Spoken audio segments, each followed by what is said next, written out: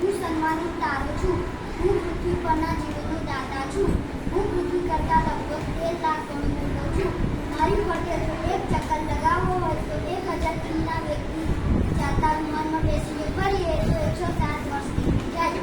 મારું ગુરુત્વાકર્ષણ બળ પૃથ્વી કરતાં 28 ગણું છે. મારી ઉર્જાથી પૃથ્વી પર જીવ સૃષ્ટિ પામી છે. મને સજીવોના પાલક તરીકે પણ ઓળખવામાં આવે છે. મારા સૌર પરિવારમાં કુલ 8 ગ્રહો છે, જેમાં બુધ, શુક્ર, પૃથ્વી, મંગળ આંતરિક ગ્રહો અને ગુરુ, શનિ, યુરેનસ, નેપચ્યુન બાહ્ય ગ્રહો તરીકે ઓળખવામાં આવે છે. હવે મારો સૌથી નજીકનો ગ્રહ બુધ તમને કંઈક કહેશે. નમસ્કાર, હું બુધ છું. હું સૂર્યની સૌથી નજીકનો ગ્રહ છું.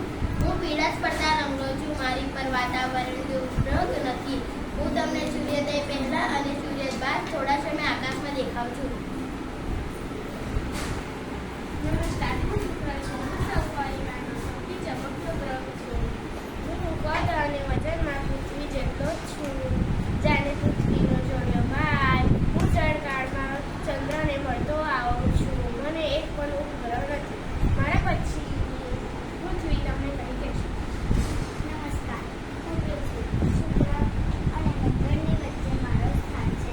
હું પોતાની ધરી પર 24 કલાકમાં એક આગળ કરું છું, જ્યારે સૂર્યની ફરતે 365 દિવસમાં એક આંટો પૂરો કરું છું.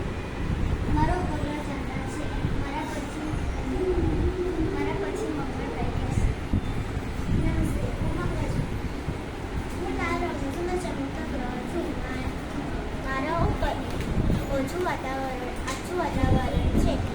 મારા ઉપર પૃથ્વી કરતાં વધુ ઠંડી અને ગરમી પડે છે. મને 2 ઉપગ્રહો છે. મારા પછી ગુરુ કશું કહેશે. નમસ્કાર, હું ગુરુ છું. હું આશા નિરાશ કરતો સફેદ ગ્રહ છું. મારા ઉપર વાયુઓનું વાતાવરણ છે. હું સૌરમંડળનો સૌથી મોટો ગ્રહ છું. એવું મનાય છે કે આ ગ્રહ ખૂબ જ ઠંડુ હશે. હવે મારા પછીનો ગ્રહ શનિ તમને કશું કહેશે.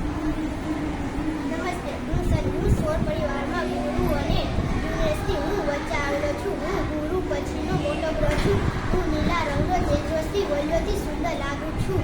હું આ વલયોમાં માથામાં પહેરેલી પાઘડી જેવો લાગતો હોઈ શનિને પાઘડો ગ્રહ પણ કહેવાય છે. મારા પછીનો ગ્રહ યુરેનસ છે. નમસ્તે, હું નેચર છું. હું પૃથ્વી એટલે દૂર છું કે તે સામાન્ય પૃથ્વી પર દેખાતો નથી. વિલિયમ વોશનામના ખંભો સાથે 1781માં આ ગ્રહ ફરી નાખ્યો હતો. હું ખૂબ જ ઠંડો હોઉં છું. મારી પછી નેચર છે. જોરથી બોલ. નમસ્તે, હું નેપચ્યુન છું. હું લીલા રંગનો છું. મારા વાયુમાં મેથેન નામનો ઝેરી વાયુ છે. આ ગ્રહ પર પણ આપણને પૃથ્વી જેમ ઋતુ પરિવર્તન થતું જોવા મળે છે.